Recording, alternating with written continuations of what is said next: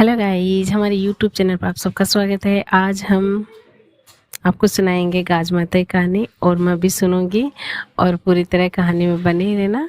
Okay, तो मैंने ये बनाई है तलाई जो दिखाऊंगी अभी। देखो, ये गाज माता की तलाई, ये देखो। अब मैं इनकी पहले करूंगी पूजा रोली से, सबके तिलक करूंगी। ये है भील बिरनी और राजा। अब है ना, ये थोड़ा सा हाथ में लेंगे, उस पर हाथ में लेके कहानी सुननी चाहिए। थोड़ा गेहूं और गुड़, ये दोनों हाथ में लेके कथा सुननी चाहिए। अब मैं ये हाथ में ले चुकी हूँ, अब मैं पढ़ूंगी कथा, तो पूरी तरह बनी रहना। ओके, ये है व्रत भाद्र माह में किया जाता है। किसी के पुत्र पैदा हुआ हो या पुत्र का विवाह हुआ हो, या तो यह व्रत भाद्रपद माह में किया जाता है। यदि किसी के पुत्र पैदा हुआ हो या पुत्री का विवाह हुआ हो तो किसी भी वर्ष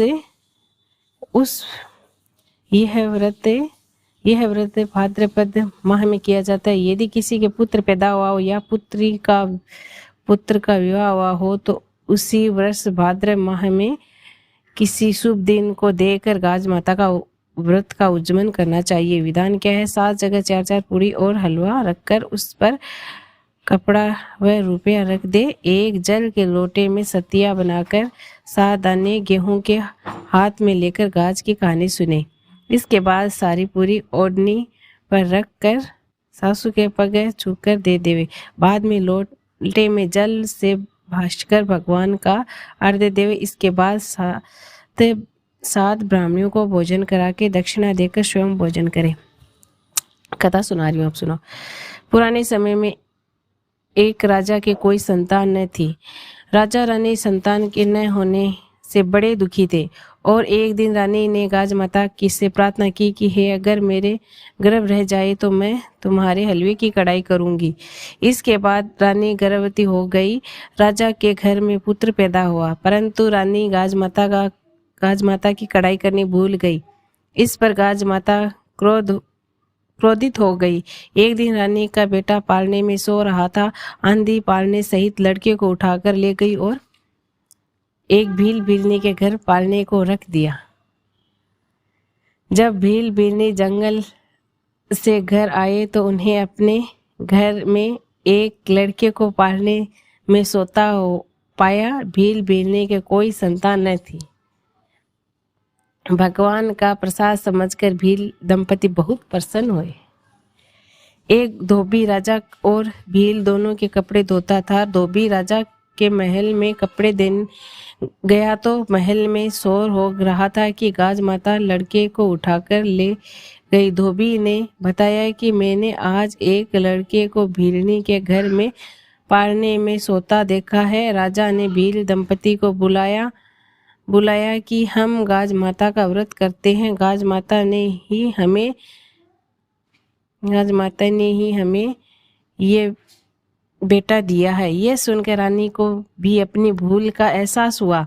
रानी गाज माता से प्रार्थना करने लगी, मेरी भूल के कारण ही ऐसा हो गया है। पश्चाताप करने लगी, हे गाज माता, मेरी भूल क्षमा कर दो। मैं आपकी कढ़ाई करूंगी अवश्य ही। मेरा लड़का ला दो। गाज माता प्रसन्न होकर उसका लड़का ला दिया। तब भील बिरनी दंपति के घर भी संपन्न हो गया और एक पुत्र भी प्राप्त हुआ भील बिरनी को। ओके,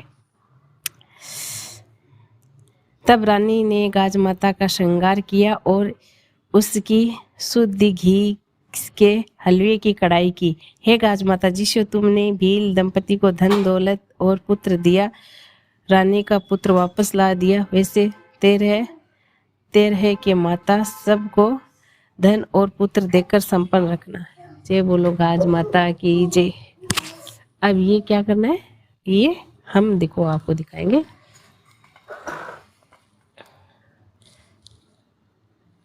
यहाँ इनको छोड़ देंगे।